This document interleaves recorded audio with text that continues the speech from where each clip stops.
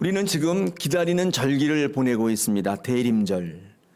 주님이 다시 오시는 그날을 기다리면서 기다림을 훈련받고 있습니다. 대림절 두 번째 주일 그리고 12월 첫 주일에 여러분 앞에 또 말씀으로 만나게 되어서 너무나 기쁩니다. 오늘도 말씀의 은혜가 넘치시기를 축복합니다. 오늘 데살로니가전서 5장을 통해서 말씀을 좀 나눌 텐데 기다리는 말씀이에요. 대림절에는 기다림의 은혜와 인내의 유익을 빼놓을 수가 없겠죠. 우리는 늘 기다려야 하니까. 제가 광야 40년을 한번 정의해봐라 이렇게 누가 묻는다면 저는 광야 40년을 이렇게 정의합니다. 하나님을 신뢰하면서 끝까지 갈 수 있는가의 시험이었다. 어렵지 않습니다. 40년 동안 네가 끝까지 갈 수 있는가를 시험하신 거예요. 그 어려운 과정들이 참 많았는데 그 가운데 끝까지 하나님을 신뢰하고 나가는가의 문제죠. 만약에 그렇게 못한다면 자연적으로 하나님의 신뢰가 빠진 자리에 사람을 의지하는 게 들어오게 되고 그래서 많은 사람들의 의견에 귀 기울이게 돼서 다수의 의견을 따라 멸망의 길을 선택하게 되더라는 것입니다. 결과로 약속의 땅에 들어가지 못하고 모두 광야에서 사라져버리고 말았습니다. 그러니까 광야 40년은 중간에 여러 가지 일들이 있어요. 그러니까 기다리지 못하게, 신뢰하지 못하게 만드는 모든 것들 가운데에 끝까지 갈 수 있는가의 문제를 우리에게 제기하고 있는 것입니다. 끝까지 가면, 기다리면, 인내하고 참으면 반드시 좋은 것을 얻게 된다는 메시지를 광야 40년이 우리에게 전하고 있는 것입니다. 광야를 다 지났습니다. 요단강을 건너서 이제 가나안 땅에 들어가는 것조차도 기다려야 돼요. 그냥 싹 들어가가지고 편히 자리 깔고 눕고 사는 게 아니라 거기서도 또 기다리라고 하시는 거예요. 기다림의 연속이었습니다. 여리고성을 앞에 놓고 그냥 점령하려고 했더니 기다리래요. 6일 동안 한 바퀴씩 돌고 7일에 또 7바퀴를 돌고 뭐 이렇게 복잡한지 또 기다리래요. 기다림이 계속되고 있습니다. 우리가 이 대목에서요, 왜 기다리라고 하는지 한번 생각해 보면요, 여러 가지 의견이 있을 수 있지만 저는 성경 읽다가 왜 자꾸 기다리라고 하실까를 생각해 볼 때 한 가지 제게 주시는 은혜가 있었는데 그것은 기다리는 기간 동안에 하나님께 집중하게 하시기 위함이다. 순종하게 하시기 위함이다. 그러니까 순종과 집중을 훈련하시기 위해서 기다리라고 하신다는 은혜를 받았습니다. 생각해 보십시오. 여리고성 도는 거 있잖아요. 그게 하나님께 집중하는 훈련이었던 거죠. 그러니까 여리고성이 돌면 그게 무너집니까? 돌 때 어떤 생각을 하게 돼요? 하루 첫날 월요일 날 돌 때는 야 이거 뭐 하는 짓이지? 그러면서 일단 돌았어요. 화요일도 돌고 수요일도 돌면서 나중에는 어떻게 되냐면 하나님께 집중하게 돼요. 하나님께서 하라고 하시니까 한다는 거죠. 이 전쟁은 그럼 하나님이 하시겠구나. 걱정할 필요가 없네. 하나님께 집중하면 하나님께서 하시겠네. 하나님께 그냥 나가자. 이 하나님께 집중하는 훈련을 시키는 게 여리고성을 도는 사건 아니겠습니까? 그렇게 집중하고 순종을 했더니 상황을 이기게 만드셨어요. 생명으로 이어지게 하시더라는 것입니다. 여러분, 그런 차원에서 기다리는 것은 절대로 시간 낭비 아닙니다. 이거 훈련해야만 얻을 수 있는 절대적 신앙의 유익이에요. 우리 기독교 신앙은요, 인내가 굉장히 중요하거든요. 이 칼빈이 말했던 장로교회의 5가지 교리 가운데 성도의 견인이 있습니다. 참으셔야 돼요. 끝까지 기다리셔야 돼요. 물론 우리의 인간의 의지로 안 되기 때문에 그것조차도 성령께서 하신다. 이런 모세는 쓰임받기 위해서 무려 80년을 기다렸는데 그 중에 40년 같은 경우 애굽의 왕자로 사는 40년 빼고 미디안 광야로 도망쳐서 정말 비참한 인생 가운데 40년을 기다렸습니다.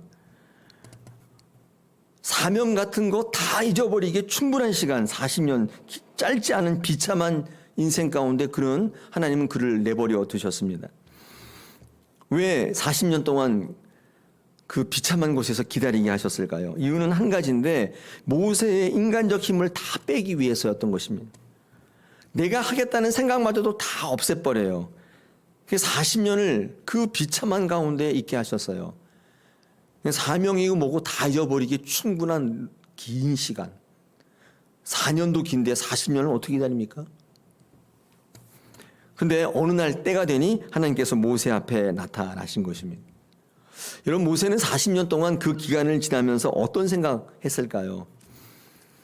저는 이런 생각했을 것 같아요. 40년 지나고 나서 나이 80 먹어서 이제 난 끝이다. 난 틀렸어. 나이 80에 뭘 해? 난 이제 끝났어. 이렇게 되지 않겠습니까? 처음에는 하나님에 대해 분노가 일다가 공포가 들다가 나중에는요 자기 부인으로 갔을 거예요. 자기 부인. 비로소 자기에게서 무엇인가를 찾던 눈을 거두게 되었어요. 난 끝났어. 나는 이미 틀렸어. 네. 여러분, 그때 하나님이 나타나셨습니다. 그래서 그때가 바로 그때예요. 그때가 바로 그때. 하나님께서 부르시는 때가 바로 그때인 거예요. 자기에게서 눈을 돌릴 때, 자기에게서 눈을 이제 그만 거둘 때, 그때가 바로 하나님의 때인 것 같아요. 여러분, 언제가 그때예요? 더 이상 여러분에게서 뭔가를 찾지 않을 때, 그때가 바로 그때예요. 여러분, 언제냐면 설득이 될 때예요. 설득이 될 때. 그때는 언제냐면 하나님이 여러분을 설득할 수 있을 때가 그때예요. 모세는 안 된다고 못한다고 버텼지만 나중에는 설득되지 않습니까? 바로 그때가 그때인 거예요. 내게서 눈을 거두게 될 때, 그때가 하나님께서 역사하시기 시작할 때입니다. 이 기다림과 인내가 주는 유익이 있는데 순종, 신뢰, 설득이에요. 제가 언제 한번 그런 얘기를 드리고 제가 책에서 읽은 건데, 이 성도 가운데 두 부류의 성도가 있다고 할 때 그때 어떤 게 있냐면 설득이 되는 사람이 있고 설득이 안 되는 분이 있대요. 성도 가운데 두 종류가 있는데 설득이 되는 분이 있고 죽어도 설득이 안 되는 분들이 있다는 거예요. 여러분은 어떤 쪽이세요? 설교를 듣거나 이렇게 할 때 설득이 됩니까? 처음에는 뭐 고집부리고 아니라고 얘기할 수 있잖아요. 근데 결과적으로 하나님께 설득이 됩니까? 한번 돌아보시기 바랍니다. 여러분, 그때가 하나님이 역사할 때예요. 내 자신에게 눈을 거두게 될 때, 그때가 바로 설득이 될 때, 그때가 바로 그때다. 여러분, 기다림 같이 보이는 지금 시간은 사실은 하나님께 집중을 요구하는 시간이고 하나님 앞에 설득받기 위해서 다듬어가는 시간이죠. 이 모세는 40년 기간 동안에 다듬어지고 설득이 된 것입니다. 여러분, 하나님께 집중하는 시간이 바로 기다림의 시간 아니겠습니까?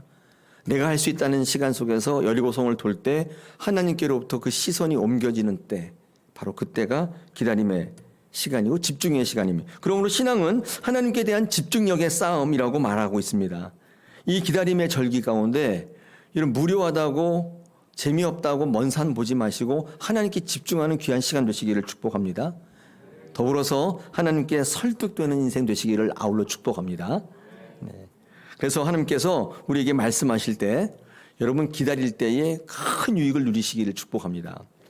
자, 오늘 이 신앙을 바라보면서 우리 본문을 이제 살펴보면은 우리 데살로니가 교회가 등장하고 있는데, 이 데살로니가 교회는 어떤 교회냐면은 모든 게 다 좋은 삶이었는데 신앙에 있어서만큼은 기준이 굉장히 모호했던 삶이에요. 그런 교회예요. 특히 이 재림과 종말에 관하여서는 기준이 별로 없었어요.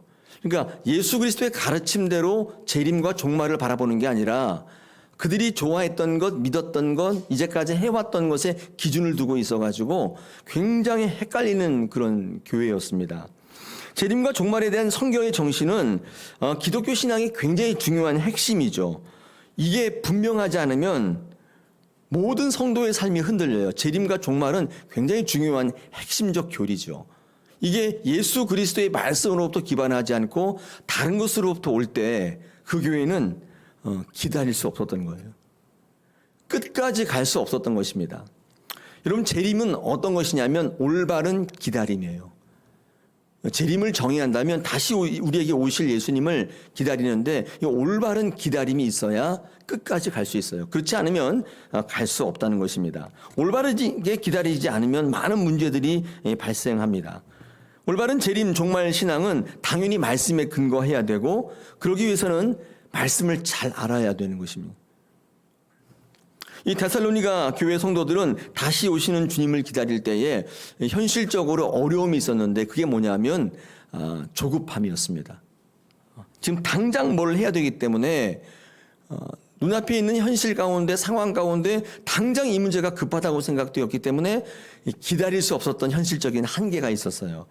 그래서 아마 때와 이 시기에 대해서 사도 바울에게 질문을 많이 했던 것 같아요. 언제입니까? 언제입니까? 종말이 온다고 하는데 재림이 온다고 하는데 도대체 언제입니까? 이런 질문을 많이 했던 것 같습니다. 그때 사도 바울이 뭐라고 말씀하냐면 이렇게 말씀합니다.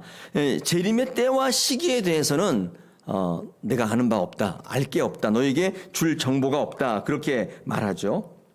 그러면서 하는 말이 재림이 없다는 게 아니라 그 시기와 때에 대해서 너에게 줄 것이 없다. 그렇게 얘기하죠.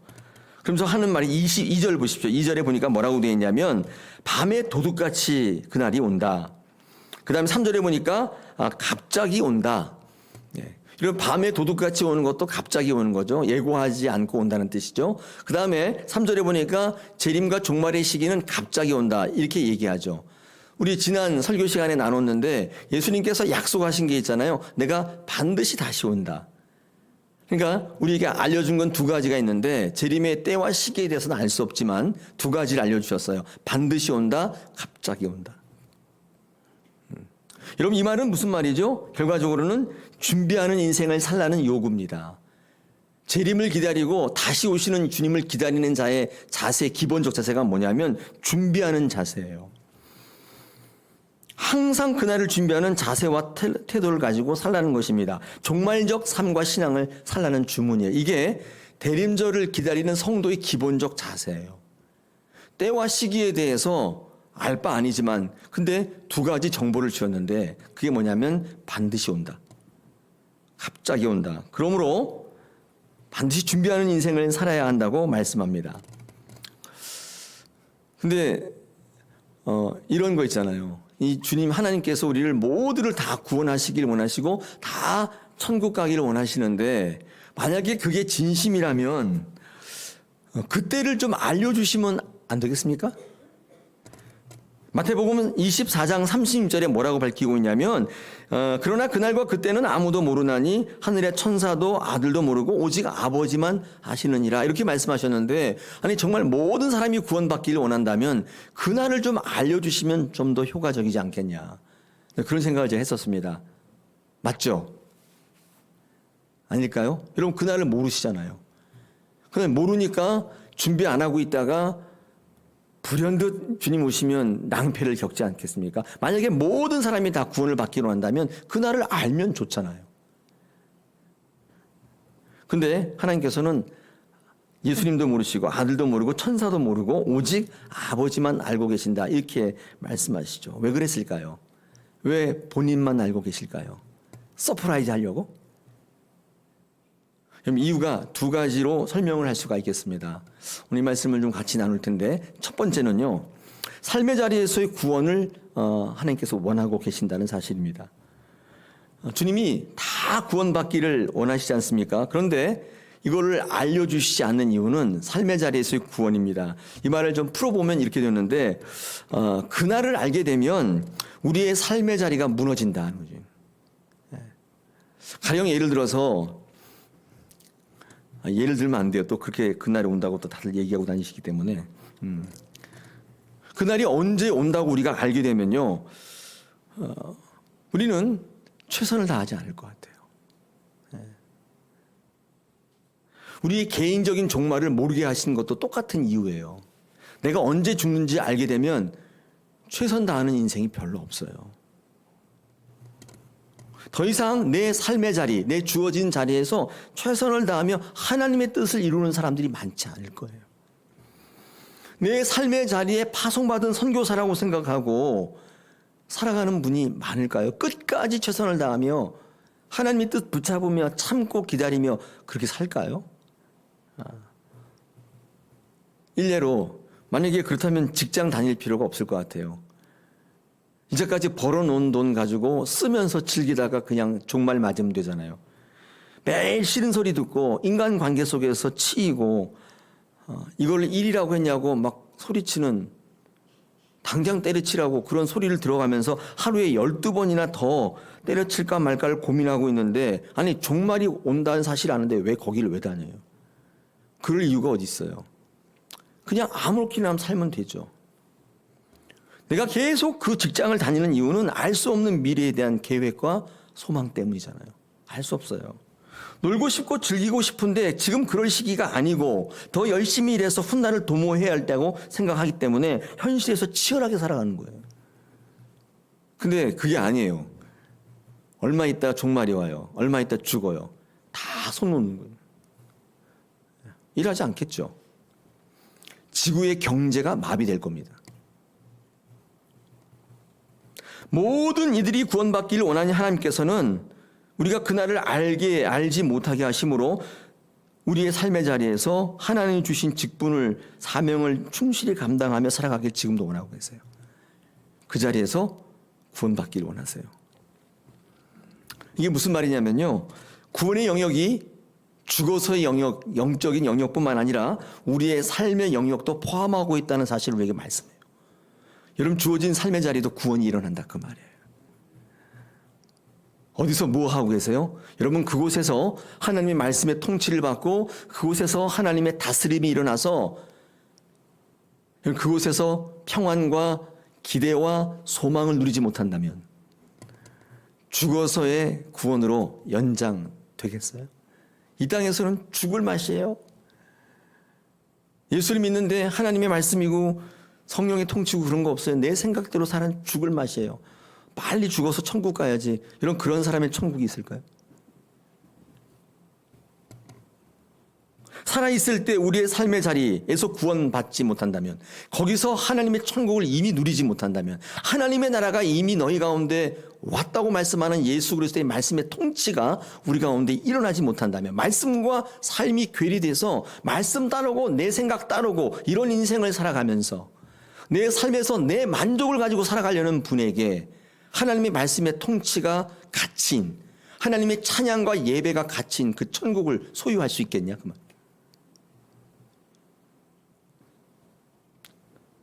삶을 아무렇게나 살아도 예수만 믿으면 구원받는다는 이 논리가 얼마나 우리에게 바람직하지 않은지를 알게. 하나님은 여러분의 삶의 자리에서 하나님의 말씀대로 살아가서 구원받기를 원하신다 그 말이에요.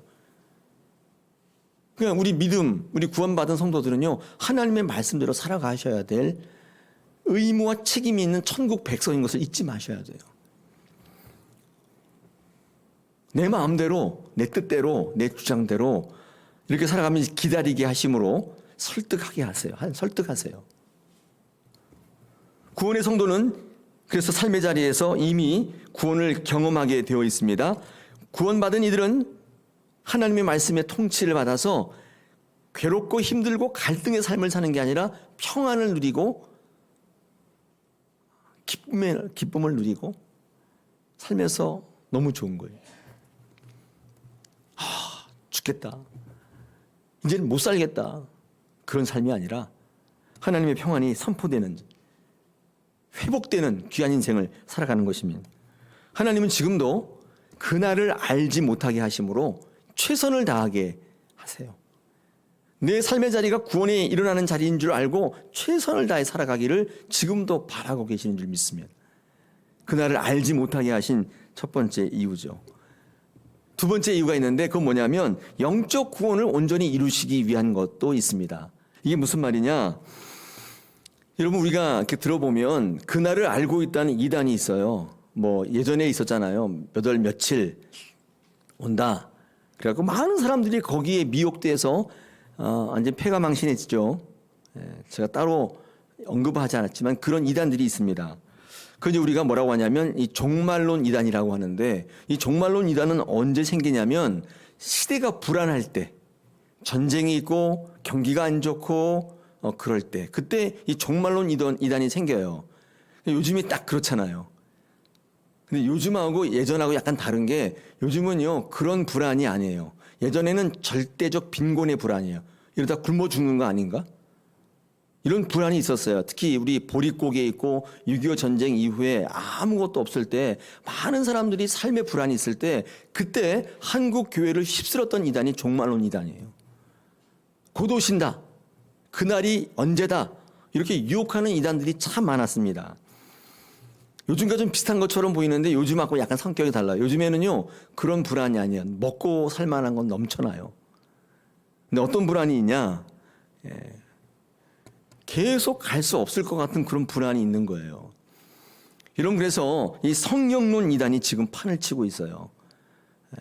인간이 가장 편하기 때문에 내가 하나님이 되고자 하는 성향이 많잖아요. 그래서 이 성령론 이단, 그래서 뭐 어떤 사람은 자기가 성령이래요. 자기가 하나님이라고 막 그런 사람들이 있더라고요. 우리 지난 수요일 날 배웠어요.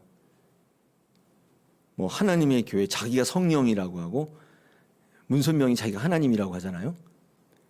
근데 그 수많은 사람들이 거기 밑에서 아멘 아멘 하고 있는 거죠. 요즘은 성령론 이단이 판쳐요. 왜냐하면 내가 성령이기를 원하는, 내가 신이기를 원하는 거죠. 성도들에게 불안감이나 두려움이나 초조함으로 이 사단이 도전을 하는 것입니다. 그래서 이 종말론 이단에 빠지게 되면 온전한 신앙 이루기가 어려워요. 이 종말론 이단에 빠지지 않으려면 하나님께서 나를 책임진다는 확실한 믿음이 없으면 조급해지는 거죠, 지금. 그래서 이 종말의 이단에 빠지게 되는 것입니다. 그러므로 건강한 성도들은 불안감, 두려움, 긴급함에 근거를 두는 게 아니라, 상황을 따라서 보는 게 아니라, 그죠?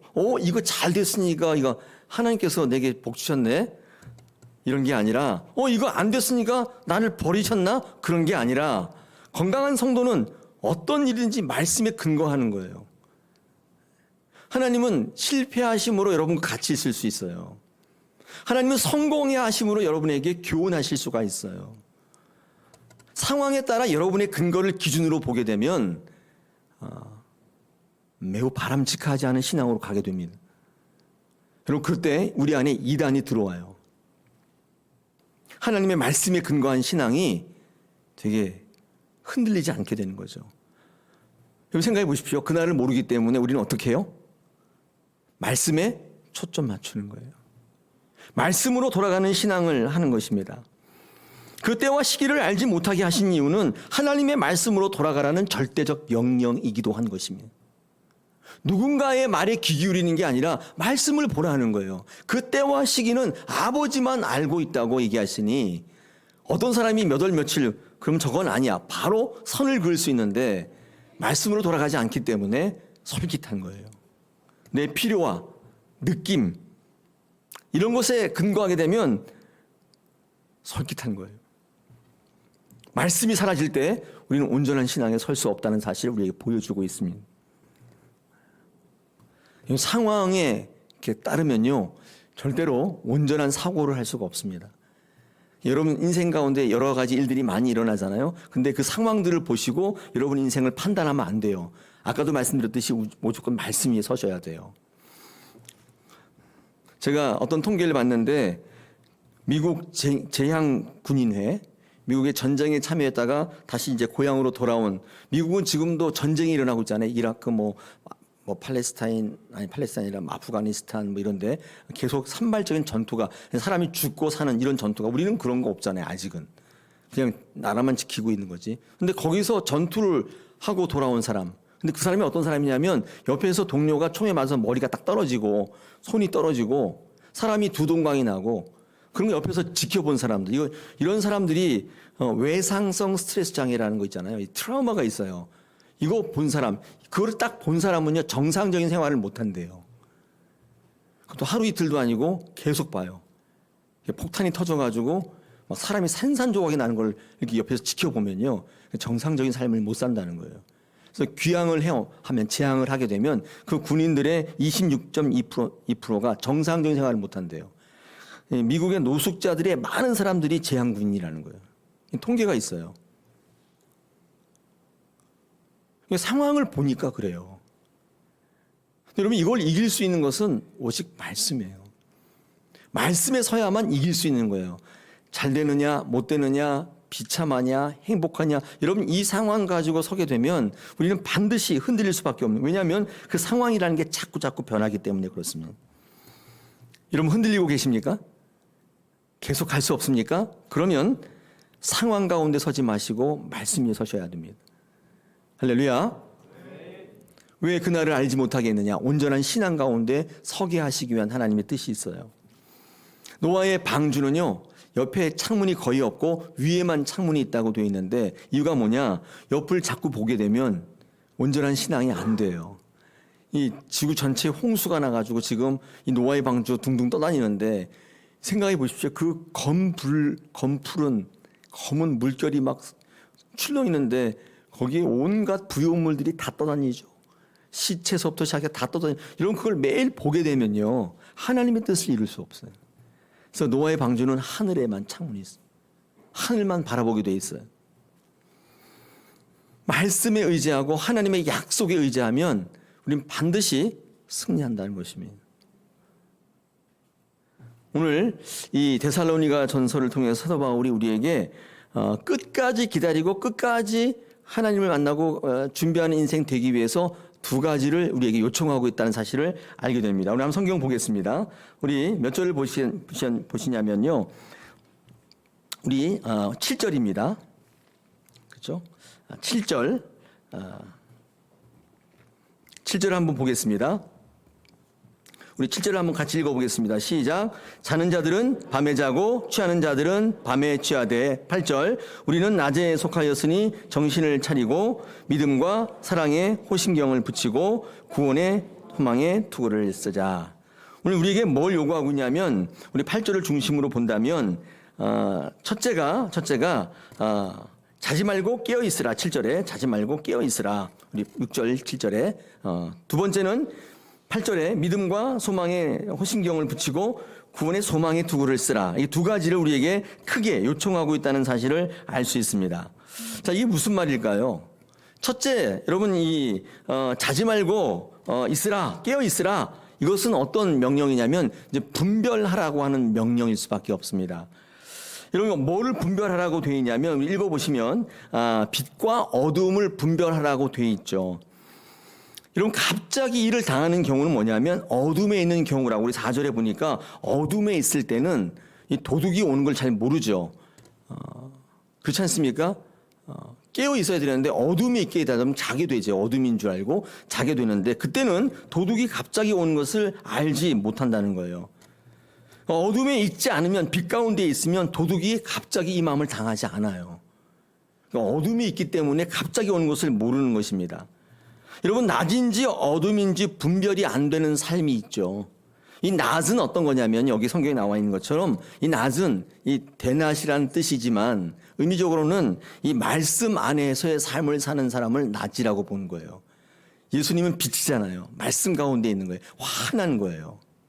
어둠은 뭐냐면 말씀과 배치되는 삶이에요. 말씀이 없어요. 우리는 말씀이 없는 삶, 다시 말해서 자기 생각대로 사는 삶, 이런 삶이라고 볼 수 있는데, 저는 이 말씀이 없는 어둠의 삶을 이 세상이라고 말하고 싶진 않습니다. 왜냐하면 이 교회 안에서도 말씀과 배치된 삶을 사는 신앙이 많기 때문에, 이 어둠이라는 건 뭐냐? 말씀과 배치된 삶이에요. 그러므로 어둠에 거하는 삶을 오늘 7절에 보니까 잠자는 인생이라고 되어 있습니다. 이 잠을 자야죠, 당연히. 잠을 안 자는 불면의 삶이 아니라, 계속 잠만 자는 삶이 아니라, 어둠에 거한다는 것은 뭐예요? 말씀이 없는데 사는 사람들이에요. 오늘 7절 보니까 잠자고 취하는 이들은 모두 밤에 취한다, 이렇게 말을 하고 있죠. 그 사람들은 잠을 자고 취하는 사람들은, 술 먹고 취하고 이런 사람들은 다 밤에 거하는 사람들이에요. 근데 그렇게 살지 말라는 거예요. 끝까지 기다리고 주님을 만나려면 반드시 자지 말고 깨어 있으라. 너희는 낮과 밤을 꼭 구별해야 된다. 라고 말씀하는 거죠. 이거는 분별하는 거죠. 거룩의 삶을 요청하는 거예요. 말씀이 있는 삶을 살아가야 구별이 된다는 뜻입니다. 그렇지 않으면 도둑이 오는데 이게 밤인지 낮인지를 구별을 못해요. 취하고 매일 자고 하는 사람들은 늘 밤에 거하는 사람들이라는 거예요. 말씀에 거하라는 거예요. 자, 두 번째, 싸우라는 명령이 있습니다. 우리 8절에 보니까 믿음과 사랑의 호심경을 붙이고 구원의 소망의 투구를 쓰라 라고 하는데 무엇으로부터 싸우라고 말하냐면 이 호심경이 뭐죠? 여러분, 호심경? 저를 보세요. 호심경이 뭐예요? 호심경은 이 앞에 붙이는 쇠판입니다. 여기다 붙이는 쇠판인데 원래 전투에 보면 이렇게 갑옷 위에다 뭘 이렇게 붙이잖아요. 이게 쇠판인데 화살이 날아올 때 심장을 꿰뚫지 못하도록 여기다 붙이는 걸 호심경이라고 해요. 지금으로 말하면 방탄복이에요. 여기다 붙이죠. 이걸 왜 붙이냐면요. 심장을 보호하기 위한 거죠. 또 뭐를 쓰라고 되어 있습니까? 투구를 쓰라. 투구는 왜 써요? 투구는 왜 씁니까? 머리를 보호하는 것입니다. 누가 뭐로 때릴 때 머리를, 우리 군인들이 여기 하이바 쓰잖아요. 철목. 머리를 보호하는 것입니다. 그렇다면 이건 뭘 요청하냐면 싸우는 건데 뭐로부터 싸우냐면 이 심장을 공격하는 것부터 싸우는 거예요. 이 심장이 뭐냐면 이렇게 히브리 단어에서 얘기하는데 느낌, 감정 이런 거예요. 머리는 뭐냐? 이성이요, 지성이죠. 이것을 무력화시키려는 것으로부터 싸우셔야 돼요. 호신경을 붙이고 투구를 쓰셔야 돼요. 안 쓰면 반드시 심장을 공격받아요. 심장을 공격받게 되면 어떤 신앙이 되냐면 느낌으로 가요. 심장이 이렇게 맞으면요. 신앙이 느낌, 감정으로 이 신앙생활을 하려고 그래요. 제가 일부 예배 때 얘기했는데 딱 들어왔을 때 분위기가 이거 아닌데 성령이 떠났는데 이런 분이 있어요. 그 이상한 얘기를 하시는 분이 있더라고요. 믿음이라는 게 뭔지 아세요? 내 느낌이 빠져나갔을 때에도 여전히 예배 가운데 하나님이 주인이시라는 걸 믿는 게 그 믿음이에요. 믿음은 기쁘시게 하는 믿음은 하나님이 기쁘시게 하는 건 믿음밖에 없어요. 감정으로, 느낌으로 하는 게 아니에요. 이렇게 썰렁해요. 여기 성령이 없네. 그렇게 말씀하시는 분이 있는데 대단히 잘못된 신앙. 이 자리에 성령께서 계시는 줄 믿습니다. 왜 그런 줄 아세요? 여러분 성령이 이끌려서 이 자리에 오셨잖아요. 여러분이 오신 거 아니에요. 거룩한 습관이 있어서 늘 성령이 늘 이끄시는 분이 있지만 어떤 분은 갈등 가운데 있지만 성령께서 이 자리로 이끄신 분도 있어요. 거룩한 습관이 굉장히 중요하죠. 훈련하고 반복하고 단련해서 그런 주일이면 교회로 오는 거룩한 습관이 있는 거 굉장히 복된 거죠. 근데 주일 아침마다 갈까 말까를 망설이고 어떤 일이 있는지를 계속 따지고 그런 분이 계시지만 거룩한 습관으로 훈련된 분들이 있어요. 그런 분들은 여기를 이렇게 보호받고 있어요. 호신경을 딱 붙이고 있기 때문에 사단이 그 감정을 이용할 수가 없는 거죠. 또 하나는 이성인데 이런 머리가 이렇게 공격을 받으면 이렇게 머리가 공격을 받아 상처를 입으면 어떻게 되는 줄 아세요? 이성과 지성이 사라지고 의심으로 치닫게 돼요. 머리가 상처를 딱 받으면요. 합리적으로 합당하게 생각이 안 되고 이상하게 생각이 의심이 자꾸 들어요. 그러므로 이 싸우라는 명령은 내 느낌과 감정과 이 의심으로부터 싸우는 거예요. 그러기 위해서 이게 붙여야 돼요. 이 앞에 이거 쇠판 안 붙이면 이 화살에 맞게 된다 그 말이에요.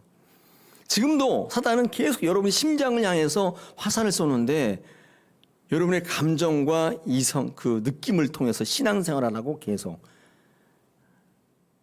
그러니까 어떤 분은 신앙생활 할 때 느낌이 그렇게 중요해요. 하나님의 말씀이 중요한 게 아니라 내가 뭘 느꼈느냐. 내 감정이 어떠냐. 이게 되게 중요해요. 거기 서지 마시고 말씀 위에 서셔야 돼요. 그래야 끝까지 갈 수 있어요. 이성이 상실돼요. 머리에 공격받아가지고 지성이 없어져요. 그러면 알아가기를 싫어하게 돼요. 노상의심투성이에요. 자기 생각들이 올라오고 의심이 계속 들어요. 여러분 그러나 잘 알아가면요 확신 가운데 서게 됩니다. 요한복음 17장 3절에서 영생은 곧 유일하신 참 하나님과 그가 보내신 자 예수 그리스도를 아는 것이다. 영생이다. 성경은 우리에게 이야기합니다. 여기 심장과 머리 사이가 제일 먼 거 아시죠? 이거 거리가 제일 멀어요. 우리가 하나님을 아는 신앙, 또 이게 느낌으로 아는 이거를 여기까지 올라오려면요 얼마나 먼지 몰라요. 우리가 끝까지 가기 위해서 우리 사도 바울은 우리에게 두 가지를 요청하고 있습니다. 여러분 이거 꼭 기억하실 필요가 있습니다. 하나님께서 이 문제를 통해서 여러분 반드시 서게 하시고 또 끝까지 가게 하셔서 분별하고 또 싸우고 이런 신앙을 통해서 우리 기다리는 절기 가운데 하나님을 누리고 하나님이 주시는 기쁨과 소망 가운데 살아가게 하시는 우리 다사랑교회 성도 되게 하실 줄로 믿습니다.